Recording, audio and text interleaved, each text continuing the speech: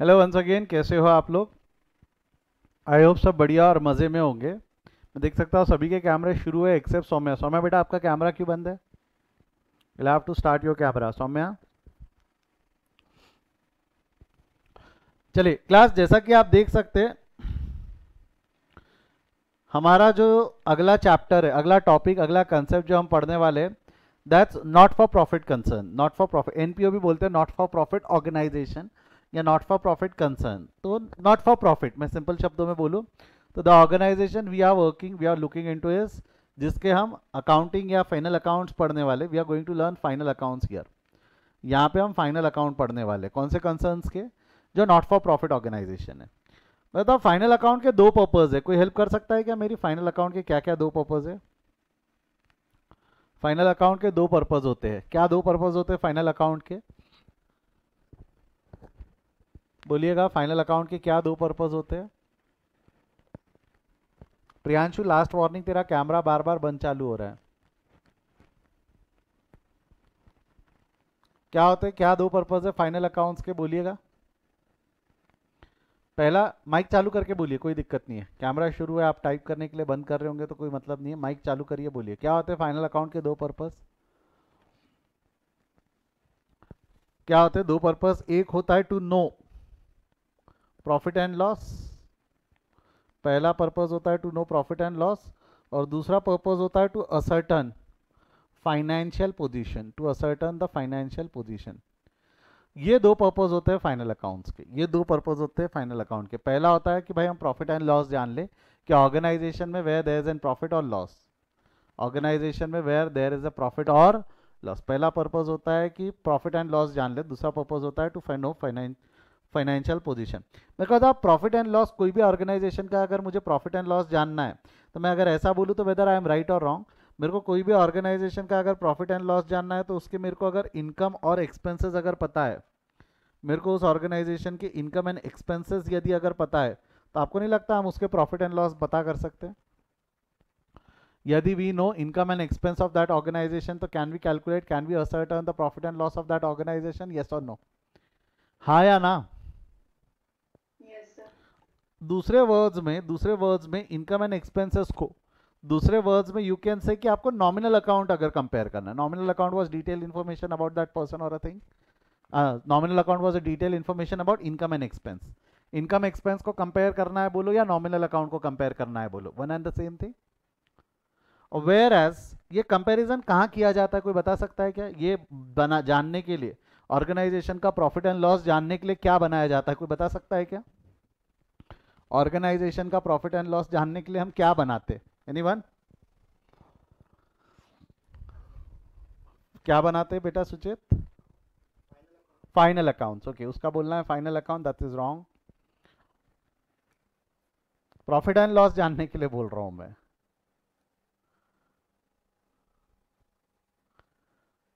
Anyone else wants to try?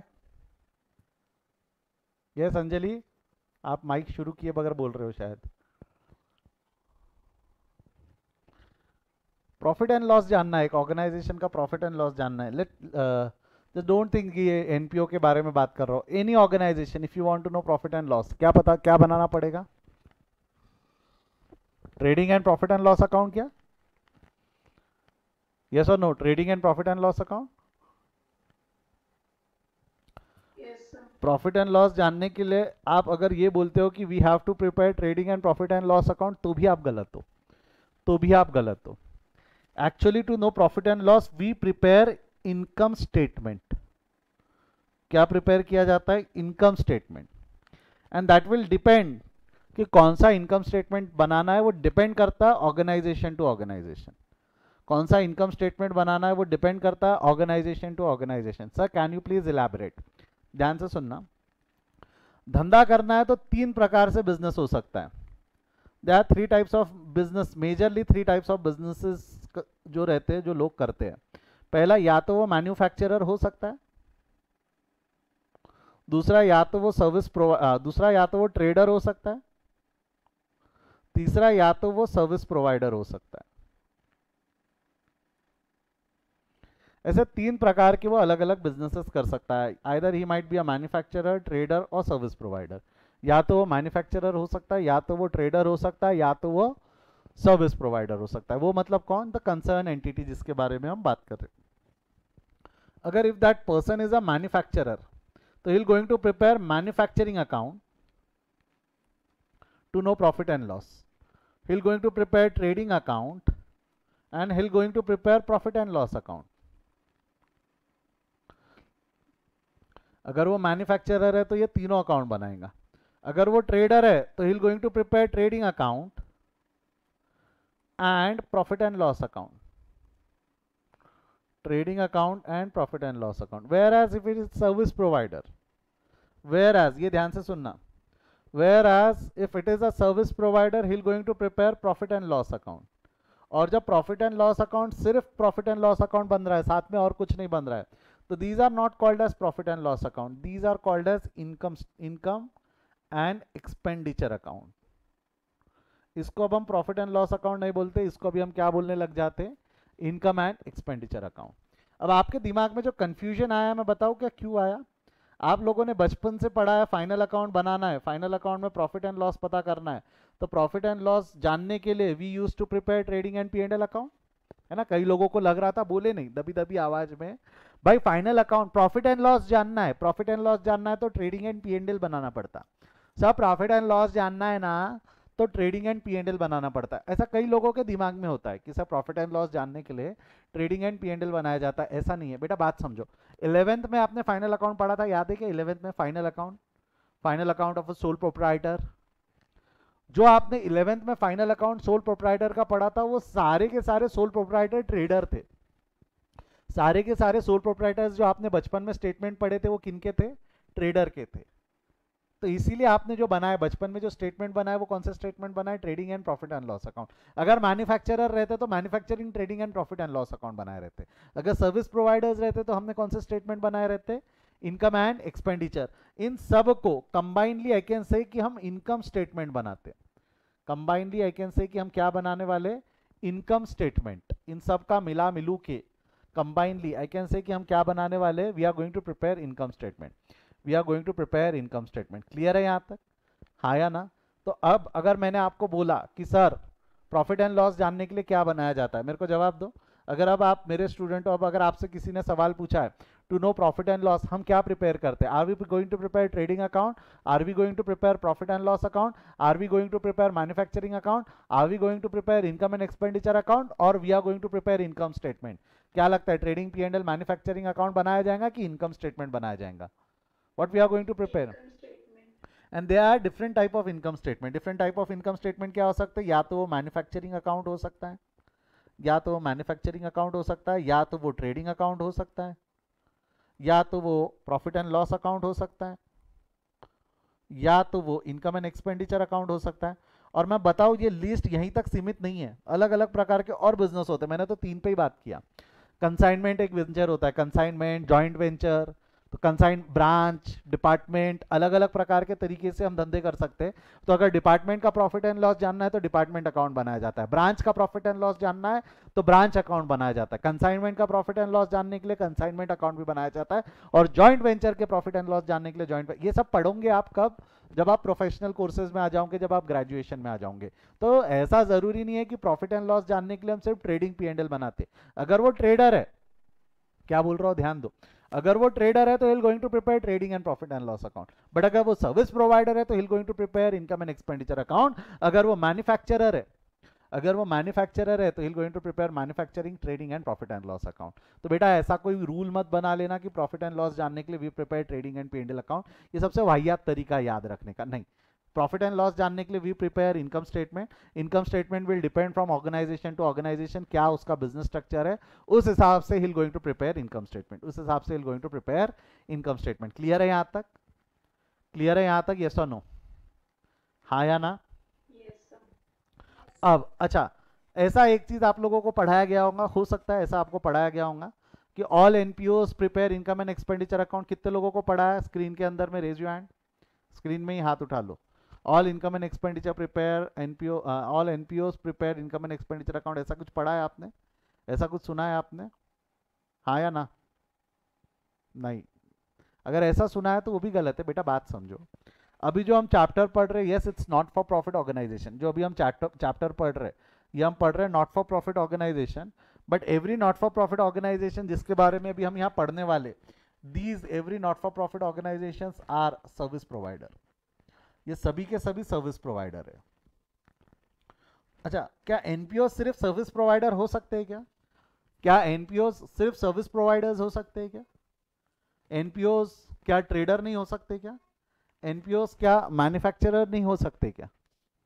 क्या NPO trader हो सकते क्या? ट्रेडर हो सकते मतलब क्या है, मेरा एनपीओ है, मैं ठंड के टाइम पे ब्लैंकेट्स बांटता हूँ, तो एम आई प्रोवाइडिंग सर्विसेज और I am buying blanket and distributing it for free? क्या कर रहा हूँ मैं? सर्विस प्रोवाइड कर रहा हूँ कि मैं ट्रेडिंग कर रहा हूँ? मैं गुड्स खरीद रहा हूँ और बांट रहा हूँ ना, तो मैं क्या बनाऊंगा? अगर मैं गुड्स खरीद कर बांट रहा हूँ तो will I be preparing income and expenditure account और I will be preparing trading and profit and loss account? क्या लगता है, इनकम एंड एक्सपेंडिचर अकाउंट और trading and profit and loss account? I will be preparing trading and profit and loss account. अगर मैं NPO दो, मेरा NPO का काम है, एक सवाल का जवाब दो, एक सवाल का जवाब दो। जैसा अगर मैं मेरे एकेडमी की बात करूं, क्या लगता है आपको मेरी एकेडमी, मेरा एकेडमी जैसा है, ये हम क्या बनाते होंगे? मैन्युफैक्चरिंग अकाउंट, ट्रेडिंग अकाउंट, या manufacturing trading P and L, या इनकम एंड एक्सपेंडिचर, हम क्या बनाते होंगे? क्या लगता है आपको हम क्या बनाते होंगे? हम क्या बनाते होंगे? हाँ, we are preparing income and expenditure, we don't prepare trading P. तो इसका मतलब क्या, हम एनपीओ है क्या? हमारा ऑर्गेनाइजेशन एनपीओ है क्या? Are we NPO? Not for profit? Are we running the business for not for profit organization? Is it a not for profit organization? No, it's a profit organization. We are working for profits, right? We are working for profits. So it's a profit organization. Still we are preparing income and expenditure account because we are service provider. Because we are service provider. तो बेटा हमारे syllabus में जो एनपीओस दिए हुए वो सारे service providers दिए हुए। अगर जिन्होंने पढ़ा है, स्कूल कॉलेज में पढ़ा है अगर, तो आप ज़रा ध्यान देना, जो हमने एनपीओस पढ़े वो कौन से स्कूल में पढ़ाए गए होंगे आपको? क्लब, हॉस्पिटल, लाइब्रेरी, इन सब की अकाउंटिंग की है ना आपने? इवन कई लोगों ने होटल एजुकेशन इंस्टीट्यूट, क्या लगता है hotel education institute, these organisations are not for profit और profit organisation? Even hospitals are profit organisation, there are many libraries which are working in the for the intention of profit. तो बेटा हम जो accounting पढ़ रहे हैं, we are going to learn the accounting for service provider in this chapter. We are going to learn the accounting for service provider, and that is the reason we are going to prepare income and expenditure account. That's the reason we are going to prepare income and expenditure account. Is it clear? Is it clear? Yes or no? हम जो accounting पढ़ रहे हैं वो किसकी पढ़ रहे हैं? NPO. Yes NPO, but those NPOs which are service provider. That is the reason we are going to prepare income and expenditure account. That is the reason we are going to prepare income and expenditure account. Clear है यहाँ तक? हाँ या ना? तो I hope आपको समझ में आया. फाइनल अकाउंट का पहला पर्पज है to know profit and loss. Final account का पहला पर्पज है to know profit and loss. Profit and loss जानने के लिए बनाते हैं, और प्रॉफिट एंड लॉस जानने के लिए we are going to compare income and expense, other words nominal account, and this comparison is done in income statement, not trading, not P and L. We are going to do this in income statement. और income statement के अलग अलग type है जो depend करते हैं हमारे business structure पे. अच्छा, now let's come to this. Financial position जानने के लिए क्या कंपेयर करना होगा? फाइनेंशियल पोजीशन जानने के लिए क्या कंपेयर करना होगा बोलो? What do we need to compare to know the financial position? What do we need to compare to know the financial position? जवाब दो. फाइनेंशियल पोजीशन जानने के लिए we are going to compare assets and liabilities. Financial position का मतलब क्या होता है? सिंपल शब्दों में समझा दो. फाइनेंशियल पोजीशन का मतलब क्या होता है? फाइनेंशियल पोजीशन को सिंपल शब्दों में बोले तो औकात.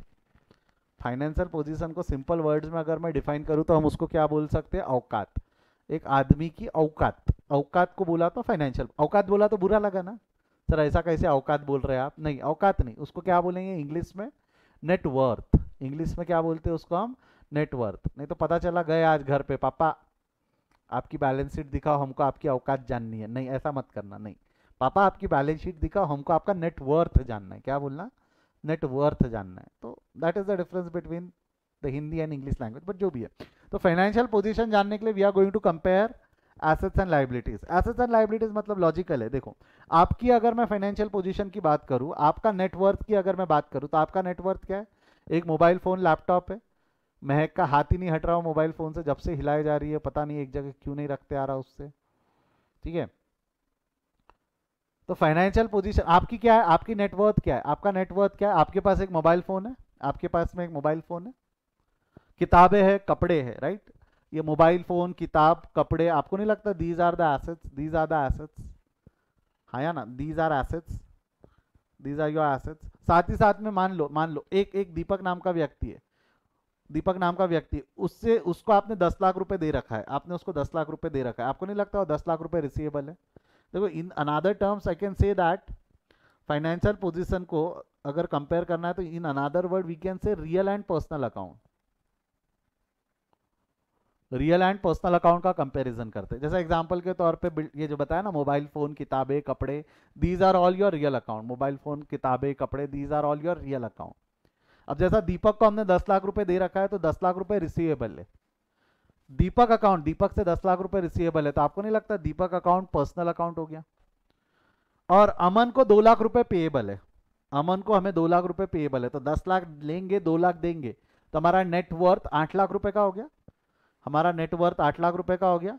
तो ये रिसीवेबल पेएबल, आपको नहीं लगता receivable payable are nothing but personal account, receivable payable are nothing but personal account. In another term, you can say assets and liabilities. Asset was detailed information about things and receivable. Receivable का एक portion यहाँ आ गया, real account के thing का एक portion यहाँ आ गया। Liabilities are anything which is payable, payable personal account. तो या तो एसेट लाइबिलिटी बोल लो या रियल एंड पर्सनल अकाउंट बोल लो। ये कंपैरिजन करने से आपको आपका फाइनेंशियल पोजीशन मिल जाएगा। ये कंपैरिजन जो किया जाता है, ये कंपैरिजन किया जाता है बैलेंस शीट में।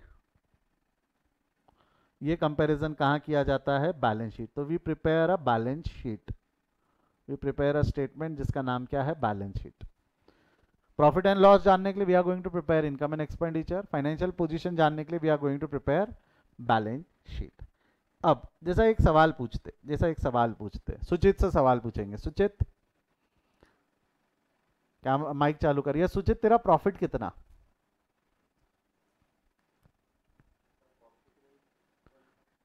तेरा प्रॉफिट कितना है? कहा था ऐसा फिगर बोल दे, तेरा प्रॉफिट कितना? 10 लाख। सुचित का बोलना है कि उसका प्रॉफिट 10 लाख रुपए है। आपको पता है कि ये सबसे वाहियात सवाल था कि उसका प्रॉफिट कितना। मैंने उसको पीरियड डिफाइन किया क्या? मैंने उसको पीरियड डिफाइन किया क्या? कब का पूछ रहा हूं? 10 लाख रुपए उसने बोला, 10 लाख रुपए उसने बोला, मैंने पीरियड डिफाइन किया क्या? कब का? आज का बोल रहा हूँ, कल का बोल रहा हूँ, पिछले साल का बोल रहा हूँ, इस साल का बोल रहा हूँ, कौन से साल का प्रॉफिट बोल रहा हूँ? पीरियड डिफाइन किया क्या मैंने? नहीं। तो चल पीरियड भी डिफाइन कर दिया। सुचित, तेरा आज का प्रॉफिट कितना? आज का प्रॉफिट कितना सुचित? हाँ नहीं, मैं आज का पूछ रहा हूँ ना, मैं आज का पूछ रहा हूँ। जरूरी है क्या? अच्छा, जरूरी है क्या प्रॉफिट एक साल का ही निकल सकता है? देखो, profit is calculated, profit is calculated for a particular period, profit is calculated for a particular period. Do is compulsory required that profit should be calculated for a year? क्या प्रॉफिट एक ही साल का हो सकता है क्या? क्या लगता है आपको, प्रॉफिट एक ही साल का हो सकता है क्या? Answer is no. देखो, पीरियड या अकाउंट्स में डिफाइन ही नहीं है, पीरियड या अकाउंट्स में डिफाइन ही नहीं है। पीरियड कैन भी 2 महीने, 6 महीने, 8 महीने, 10 महीने, साल भर। बट सर हम तो देखते ना कि 1 अप्रैल से लेके 31 मार्च, 1 अप्रैल से लेके 31 मार्च। मेरे को बताओ, वो 1 अप्रैल से लेके 31 मार्च वो अकाउंट्स में डिफाइन है कि इनकम टैक्स में डिफाइन है? 1 अप्रैल से period should be from 1 April to 31 March. That period is not define in our accountancy, that period is not define in our accountancy. वो पीरियड कहां डिफाइन किया हुआ है? वो पीरियड कहां डिफाइन किया हुआ है? इनकम टैक्स में। वो पीरियड कहां डिफाइन किया हुआ है बेटा? बोलो, वो पीरियड कहां डिफाइन किया हुआ है? इनकम टैक्स में साफ साफ लिखा हुआ है, period should be any duration starting on a particular date and ending on a particular date. Period is an any duration which start on a particular date and ends on a particular date. ये कहाँ define किया हुआ है बेटा? ये कहाँ define किया हुआ है? इनकम टैक्स में। ये कहाँ डिफाइन किया हुआ है? इनकम टैक्स में। तो पीरियड अकाउंट्स में डिफाइन किया हुआ नहीं है, ये ध्यान रख।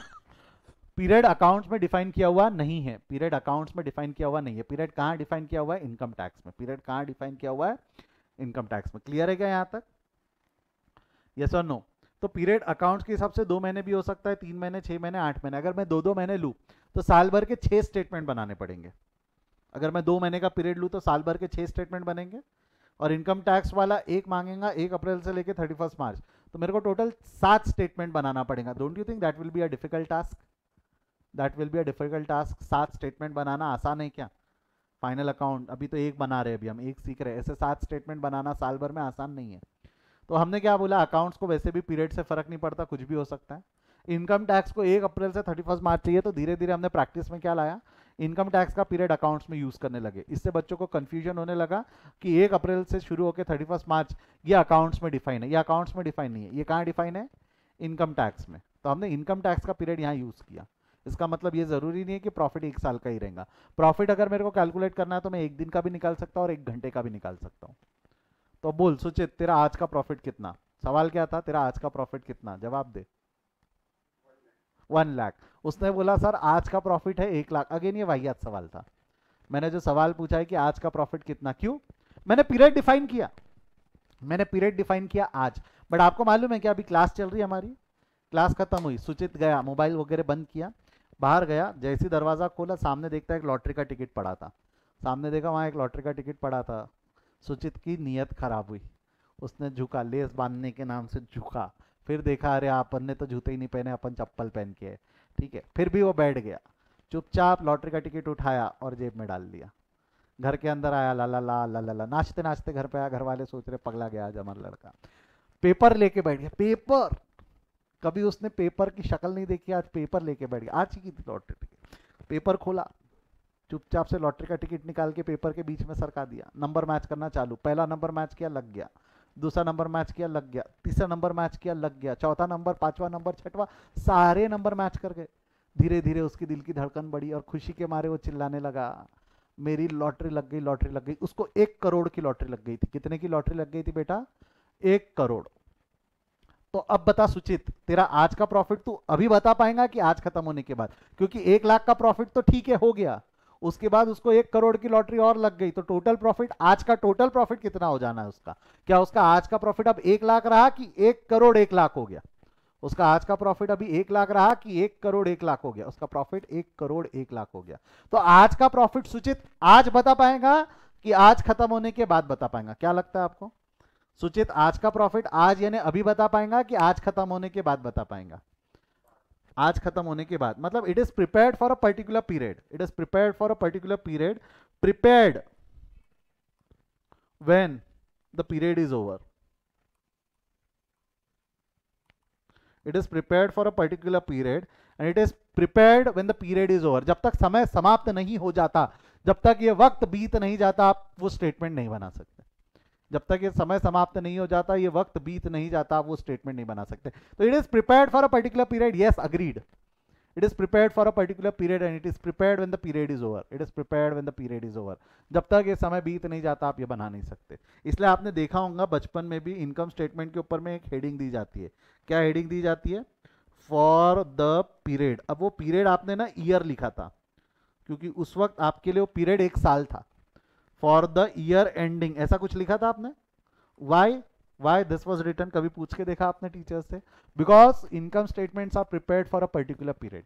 Income statements are prepared for a particular period. अब कई लोग पूछते सर अगर पीरियड खत्म होने के बाद बनाया जाता है तो 31 मार्च ईयर एंड है, तब 31 मार्च का स्टेटमेंट चाहिए, तो 31 मार्च को चार्टेड अकाउंटेंट अपने ऑफिस में बैठे रहते सारे, पेन पकड़ के, ऐसा पेन और कागज पकड़ के, कि जैसी घड़ी में 12 बजेंगे हम इनकम स्टेटमेंट बनाना चालू करेंगे। ऐसा होने वाला है क्या? जैसी पीरियड खत्म हुआ वैसी बनाना चालू करना है कि पीरियड खत्म होने के बाद कभी भी बना सकते हो? जैसी पीरियड खत्म हुआ वैसी चालू करना है कि कभी भी बना सकते हो? मैं आज का स्टेटमेंट आज खत्म होने के 10 साल बाद भी चाहूँ तो बना सकता हूँ, और कल भी बनाना चाहूँ तो बना सकता हूँ। जरूरी नहीं है कि तुरंत बनाना है, आपको जब बनाना है बनाओ, बट शर्त यह है कि पीरियड खत्म होने के बाद बनाओ। पीरियड खत्म होने के पहले नहीं बना सकते, पीरियड खत्म होने के पहले नहीं बना सकते। क्लियर है यहाँ तक? क्लियर है यहाँ तक? यस और नो? आया ना? तो income statement is prepared for a particular period. Income statement is prepared for a particular period. It is prepared when the period is over. It is prepared when the period is over. जब तक वो period खत्म नहीं हो जाता, जब तक वो पीरियड खत्म नहीं हो जाता, आप ये स्टेटमेंट नहीं बना सकते। जब तक वो पीरियड खत्म नहीं हो जाता, आप ये स्टेटमेंट नहीं बना सकते। बढ़ू आगे यहां से, हाँ या ना? अगले सवाल का जवाब देना, अगले सवाल का जवाब देना। ठीक है, it is prepared for a particular period. What about balance sheet? Balance sheet से क्या पता चलती है? बैलेंस शीट से क्या पता चलती है बोलो? औकात, हाँ, नेटवर्थ, औकात, नेटवर्थ। अपन ने मुकेश को फोन किया, मुकेश जानते हो Mukesh? Mukesh he is a good friend of mine, वो अपना मुकेश अंबानी, राइट? मैंने उसको फ़ोन किया, ऐसे ही लॉकडाउन चल रहा था, मैंने फ़ोन किया, मुकेश क्या चल रहा है जीवन में? कुछ नहीं, मज़े ले रहा हूँ बोले। ऐसी बात हुई इधर उधर के ना, बोला भाभी कैसे? बोले बढ़िया, तू बता। मतलब सब बढ़िया बढ़िया, मतलब मुबारक वगैरह दिया उसकी बेटी की शादी की एंड एवरीथिंग, वो सब बात हुई। वो नाराज़ था थोड़ा सा, तू आया नहीं करके। मैंने उसको बोला बेटा तेरी औकात क्या है, सवाल पूछा मैंने उसको, तेरी औकात क्या है? वो बोले मुकेश कृष्णा तमीज से बात कर। मतलब तेरा नेटवर्थ क्या है, तेरा नेटवर्थ क्या है? तो मुकेश ने पूछा कब का, मुकेश ने पूछा कब का, क्या मैं उसको साल भर का नेटवर्थ पूछ सकता हूँ क्या? क्या मैं मुकेश से साल भर का नेटवर्थ पूछ सकता हूँ क्या? मुकेश का नेटवर्थ बोले तो रिलायंस के शेयर्स, मुकेश की औकात बोले तो रिलायंस के शेयर्स, यस और नो? मेरे को एक चीज बताओ, रिलायंस के शेयर्स का प्राइस साल भर कांस्टेंट था क्या?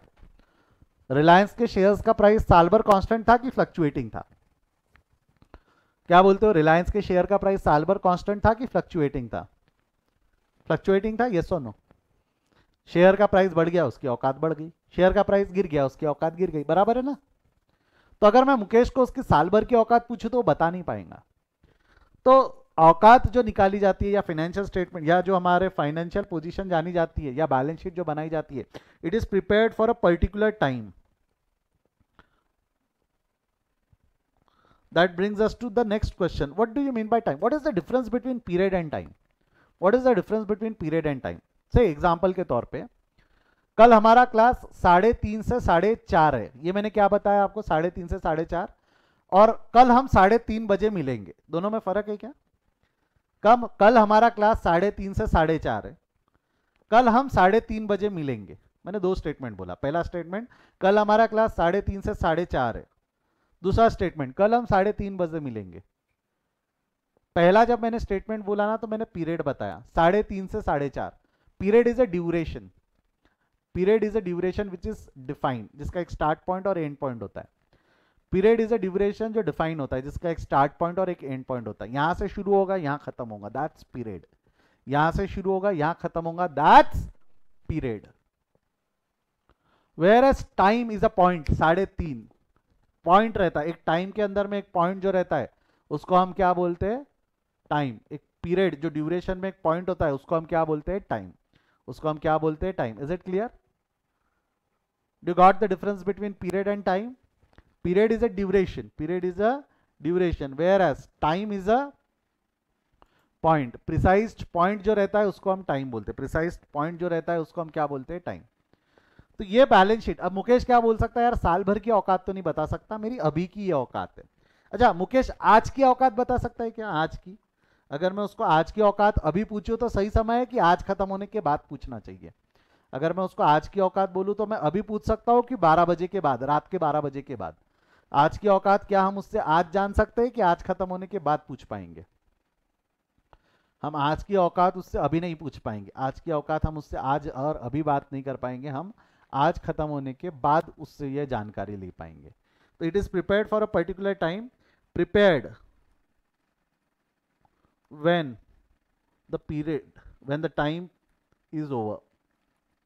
जब तक कि वो समय बीत नहीं जाता तब तक आप बना नहीं सकते। अगेन आज की औकात 12 बजे के बाद बना सकता है, यू नेवर नो। रिलायंस के शेयर का प्राइस बढ़ गया तो उसकी औकात बढ़ जाएंगी, रिलायंस के शेयर का प्राइस गिर गया तो उसकी औकात कम हो जाएंगी। क्लियर है यहां तक? हाँ या ना? वार्निंग फॉर दो स्टूडेंट जिन्होंने कैमरास बंद कर दिए, ठीक है? अगली बार वार्निंग नहीं मिलेंगी, सीधा क्लास से निकाल दिए जाओगे, ठीक है? नेक्स्ट, इसीलिए आपने क्या देखा है, इसीलिए आपने क्या देखा होता है, बैलेंस शीट के ऊपर में एक हेडिंग होती है, बैलेंस शीट के ऊपर में हेडिंग क्या दी जाती है, एज ऑन। बैलेंस शीट के ऊपर हेडिंग क्या दी जाती है, as on, as on, as on करके हेडिंग दी जाती है। एज ऑन मतलब that's for a particular time, उस पॉइंट के लिए, उस पॉइंट, उस पर्टिकुलर पॉइंट के लिए रहता है, इसलिए हेडिंग क्या दी जाती है, एज ऑन। इसलिए हेडिंग क्या दी जाती है, एज ऑन। क्लियर है यहां तक? हाँ या ना? बढ़ो Yes, sir. बढ़ो आगे यहां से।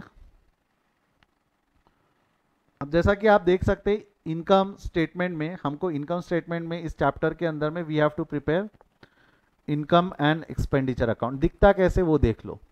इनकम एंड एक्सपेंडिचर अकाउंट, यहाँ ऊपर हेडिंग आ जाएंगी for the, let's say period year ही है, फॉर द ईयर एंडिंग जो भी रहने वाला है, for the period year ending ये स्टेटमेंट हो गया, स्टेटमेंट के दो साइड रहेंगे, ये वाला साइड हो गया एक्सपेंस साइड,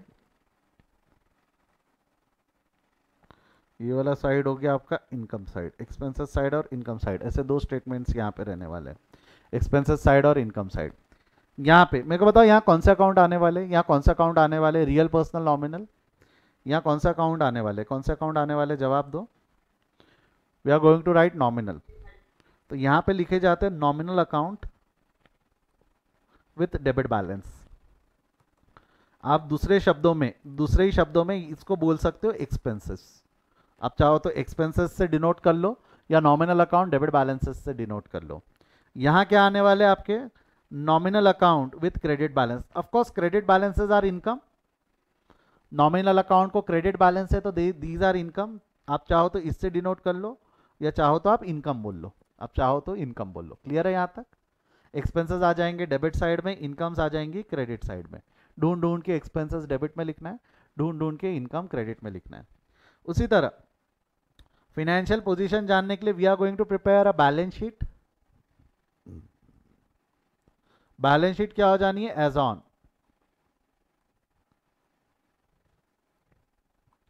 ये वाला साइड लाइबिलिटी साइड है, ये वाला साइड एसेट साइड है। लाइबिलिटी साइड और एसेट साइड, देखो लाइबिलिटी साइड में क्या क्या लिखेंगे हम, लाइबिलिटी देखो, या तो आप लाइबिलिटीज यहाँ लिख लो, एसेट्स एसेट्स यहाँ लिख लो, वो एक तरीका हो गया। या दूसरा तरीका क्या हो सकता है, आपका कि भाई यहाँ पर आपके रियल एंड पर्सनल अकाउंट आ जाएंगे, real and personal account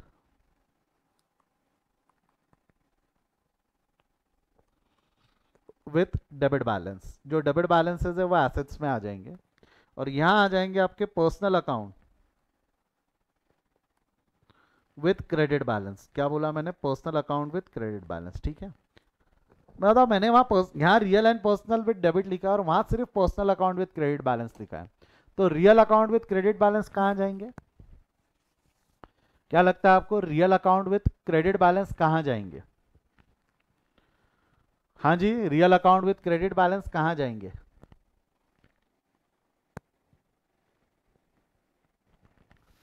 real account with credit balance कहां जाएंगे, क्या लगता है आपको? जाएंगे तो,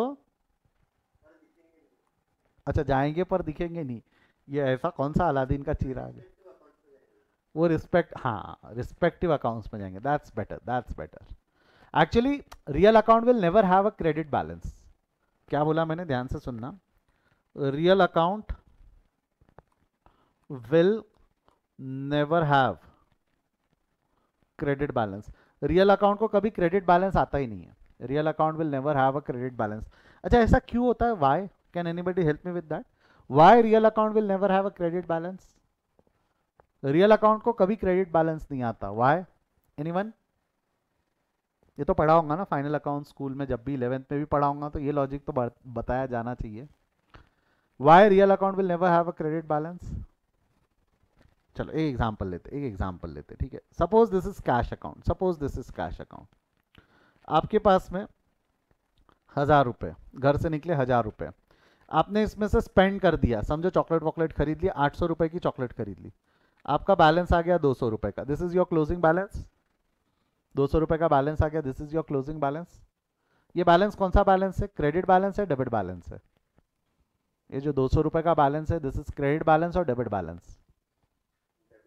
दिस डेबिट बैलेंस, लिखा क्रेडिट में बट है डेबिट बैलेंस, लिखा क्रेडिट में बट डेबिट बैलेंस है ना, account closes on opposite side, लिखा क्रेडिट में मगर बैलेंस, ये समझा क्या रे बाबा, ये समझा है तो एक बार थम्स अप दे दो। ये डेबिट बैलेंस है, ये समझा ना, इतना समझता है सभी को, ये मेरा अंदाजा है क्योंकि ये 11वीं का कंसेप्ट है। ये डेबिट बैलेंस है पक्का, सौम्या, सचिन, महक, शिवम, ये कौन सा बैलेंस है, डेबिट बैलेंस है? सौम्या, सचिन, शिवम, सचिन बेटा, चलिए ये डेबिट बैलेंस है, ये कौन सा बैलेंस है, डेबिट बैलेंस है। मान लो सेम कैश अकाउंट, आपके पास में 1000 रुपये, 1000 नहीं है आपके पास में 2000 रुपये, मान लो 2000 रुपये। अब आप 2000 रुपये में से, आपने 2000 रुपये में से 2000 रुपये कैश है, जेब से घर से निकले तब जेब में 2000 रुपये, मार्केट में गए और 2500 रुपये खर्चा करके आ गए, तब जाके क्रेडिट बैलेंस आएगा ना, तब जाके क्रेडिट बैलेंस आएगा ना। इज इट पॉसिबल क्या? But is it possible? आप 2000 में से 2500 रुपये खर्चा करके आ सकते हो क्या? आप 2000 रुपये लेके निकलो घर से, जेब में 2000 रुपये लेके निकलो, दुकान पर जाके 2500 रुपये दे के आ जाओ, ये पॉसिबल है क्या? अनलेस एंड अनटिल रास्ते में आपने किसी की जेब ना मारी हो तो। क्या ये पॉसिबल है क्या? अरे जेब में ऐसा ऐसा 2000 की नोट को ऐसा रगड़ो तो बीच में से 500 रुपये का बेबी निकल, ऐसा होने वाला है क्या? ऐसा होने वाला है क्या? नहीं ना, ऐसा होने वाला है क्या? अरे 2000 रुपये में से 2500 की जब आप पेमेंट ही नहीं कर सकते तो क्या इसको कभी क्रेडिट बैलेंस आने वाला है क्या? इसको क्रेडिट बैलेंस आ सकता है क्या? Cash is one of the real account ना, cash is one of the real account. और एक्चुअली ये क्यों हो रहा है पता है क्या आपको?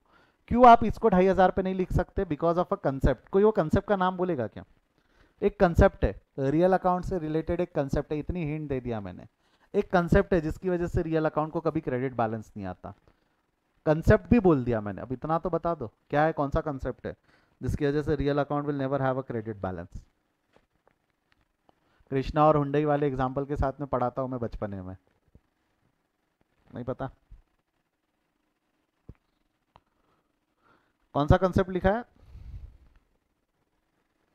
Cost concept. कॉस्ट कंसेप्ट क्या बोलता? कॉस्ट कंसेप्ट बोलता क्या? चलो ये पूछते, मैंने कंसेप्ट बता दिया कि कंसेप्ट क्या है जिसकी वजह से रियल अकाउंट को कभी डेबिट बैलेंस नहीं आता। बट उसका मीनिंग क्या है? कॉस्ट कंसेप्ट का मीनिंग क्या है? सर 11वीं हो गई, हमने कंसेप्ट टॉयलेट में फ्लश कर दिए 11वीं का पेपर लिखने के बाद, उसके बाद हमने कभी उस पर ध्यान नहीं दिया। क्या काम पड़ता कंसेप्ट का? रटना है तो काम नहीं पड़ता। हाँ बोलो। नहीं, ऑल वैल्यूज नहीं है, ऑल वैल्यूज नहीं है, ऑल वैल्यूज गलत बोल दिया था। हाँ ये सही है। क्या है कॉस्ट कंसेप्ट? जोर से बोल ताकि बाकियों को भी सुना दे। कॉस्ट कंसेप्ट क्या है? Real account should always be recorded at its cost. Real account हमेशा और हमेशा कॉस्ट पे रिकॉर्ड होना चाहिए, ना ज़्यादा ना कम। देखो 800 रुपये ठीक है चल गया, 800 रुपये के नोट्स दिए, 200 बच गए, बट आप ये नहीं कर सकते कि ज़्यादा पे चले गए। 2000 रुपये 2500 में जा सकते क्या? 2000 रुपये की करेंसी उससे ज़्यादा पे नहीं जा सकती, वो कॉस्ट पे रह सकती या उससे कम रह सकती, बट उससे ज़्यादा पे नहीं जा सकती, उसका वैल्यू उससे ज़्यादा पे नहीं जा सकता। तो real account should always be recorded at its cost. तो कभी ये क्रेडिट ज़्यादा हो ही नहीं सकता, डेबिट से ज़्यादा क्रेडिट हो ही नहीं सकता, तो क्या रियल अकाउंट को कभी क्रेडिट बैलेंस आएगा क्या? क्या रियल अकाउंट को कभी क्रेडिट बैलेंस आएगा क्या? Real account will never have a credit balance because of cost concept. Real account will never have a credit balance because of cost concept. I hope you're clear with this. हाँ या ना? Yes or no? Yes or no? चलो, तो एक quick recap करवा देते क्या क्या देखा अभी हमने। देखा हमने कि भाई we are going to learn not for profit organisation. मतलब नॉट, हम technically not for profit organisation, इस चैप्टर में नॉट फॉर प्रॉफिट ऑर्गेनाइजेशन पढ़ रहे हैं कि we are going to learn the final account of service provider. इस chapter में क्या पढ़ेंगे? Are we going to learn NPO और final accounts of service provider? क्या लगता है क्या पढ़ रहे हैं हम? We are learning not for profit और service providers? We are learning service providers. NPO है but NPO which are service provider. मेरे हिसाब से इस चैप्टर का नाम नॉट फॉर प्रॉफिट ऑर्गेनाइजेशन ना होते हुए इस चैप्टर का नाम होना चाहिए एनपीओ। एनपीओ बोल रहा हूँ, service providers, accounting final accounts for service providers. तो सर्विस प्रोवाइडर्स की हम अकाउंटिंग देख रहे हैं, दैट्स। और सर्विस प्रोवाइडर की अगर मैं बात करूं तो अगेन फाइनल अकाउंट बनाना है तो दो पर्पज है। पहला पर्पज है to know profit and loss, दूसरा पर्पज है to know financial position. Profit and loss जानने के लिए we are going to compare nominal account, that comparison is done in income statement. Financial position जानने के लिए we are going to compare assets and liabilities, that comparison is done in the balance sheet. Income statement में जो इस chapter में हम पढ़ेंगे वो कौन सा पढ़ने वाले? Income and expenditure. It is prepared, income and expenditure is prepared for a particular period, prepared when the period is over, इसलिए हेडिंग दी जाती है for the year ending. Whereas it is prepared for a particular time, prepared balance sheet prepared for a particular time, prepared when the time is over, इसलिए ऊपर heading दी जाती है as on, इसलिए ऊपर हेडिंग क्या दी जाती है?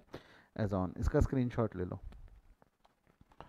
कमान हरी अप, इसका स्क्रीनशॉट ले लो। मैं हट रहा हूँ, 1 मिनट मैं हट रहा हूँ, इसका स्क्रीनशॉट ले लो, टेक द स्क्रीनशॉट।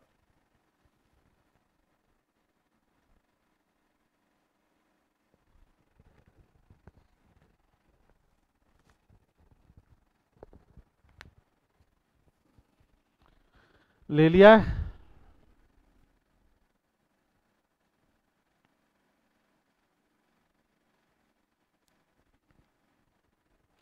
ये अगर हो गया है तो सेकंड पार्ट जो है बैलेंस शीट कैसी बनती है इसका screenshot, income statement, income and expenditure और बैलेंस शीट कैसी बनाई जाती है इसका एक छोटा सा स्क्रीनशॉट ले लो।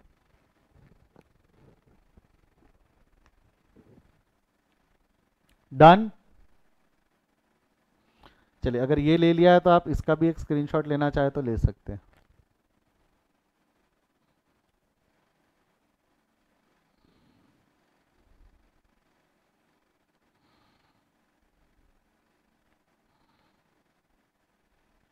हो गया है।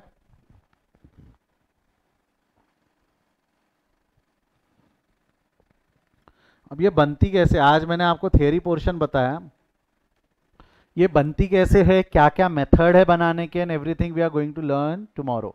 ये बनाया कैसे जाता है, क्या क्या इन्फॉर्मेशन दी हो सकती है, क्या क्या मेथड्स है, ये सब हम पढ़ेंगे नेक्स्ट क्लास में। आज हमने सिर्फ देखा है कि बनाना क्या है, income statement, income and expenditure, financial position के लिए बैलेंस शीट, ये दो चीज़ें हमको इस चैप्टर में बनानी है। अलग अलग तरीके से बनती क्या कैसी, will learn that in subsequent lectures. कोई डाउट है तो पूछिए, otherwise will stop for the day. कोई डाउट है? हाँ, एसेट्स और लाइबिलिटी सेम होती है। बहुत अच्छा सवाल पूछा तुमने कि सर आपने बोला है कि एसेट्स एंड लाइबिलिटीज़ का हम कंपैरिजन करते हैं, but sir assets and liabilities तो सेम होती है।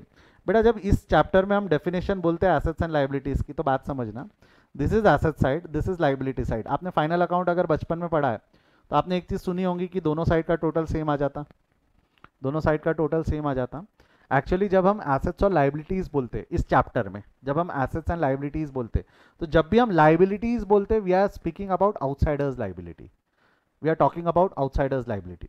जैसे यहाँ देखा जाए तो यहाँ एक कैपिटल होता है, लाइबिलिटी साइड में एक कैपिटल होता है, और एक अदर लाइबिलिटीज होती है जिसको हम आउटसाइडर लाइबिलिटी बोलते हैं। आउटसाइडर लाइबिलिटी मतलब bank loan, current liabilities and everything, वो आउटसाइडर्स लाइबिलिटी होती है, ओनर का पैसा और बाहर वालों का पैसा। और यहाँ पर एसेट्स होती है। अब अगर मेरे को एक चीज बताओ, मैंने इन दोनों को कंपेयर किया, एसेट्स माइनस आउटसाइडर्स लाइबिलिटी किया, एसेट्स माइनस आउटसाइडर लाइबिलिटी किया, तो मेरे को क्या मिलेगा? एसेट्स माइनस आउटसाइडर्स लाइबिलिटी किया तो आपको नहीं लगता capital fund, and that capital fund is the net worth of that organisation, that capital fund is the net worth, ये औकात है उसकी, ये औकात है उसकी। और ये मैं 11th में बता चुका हूँ सुचित, तेरे को याद नहीं रहा। दिस इज औकात, assets minus outsiders liability, assets minus outsiders liability. क्योंकि सर एसेट्स लाइबिलिटी कंपेयर किया, दोनों सेम आ गया। नेटवर्थ पता कैसे चला, नेटवर्थ पता कैसे चला? क्या नेटवर्थ इसकी टोटल है? नहीं, नेटवर्थ ओनर्स फंड है। नेटवर्थ क्या रहता है उसका? ओनर फंड, जितना मालक का पैसा है वो नेटवर्थ है उस ऑर्गेनाइजेशन की। क्योंकि इतना इतना एसेट्स है उसके पास में, इतना बाहर वालों को पैसा देना बाकी है, इतनी जमा पूंजी और इतना बाहर वालों को पैसा देना बाकी, तो जो बच गया वो मेरी औकात है, वो मेरा पैसा है, जो बच गया वो मेरा पैसा है। That's net worth. I hope you got your answer. Any other, any other, any other? चलिए आज यहीं रुकते हैं। How to prepare the income and expenditure and balance sheet will learn tomorrow. Bye bye, see you, take care.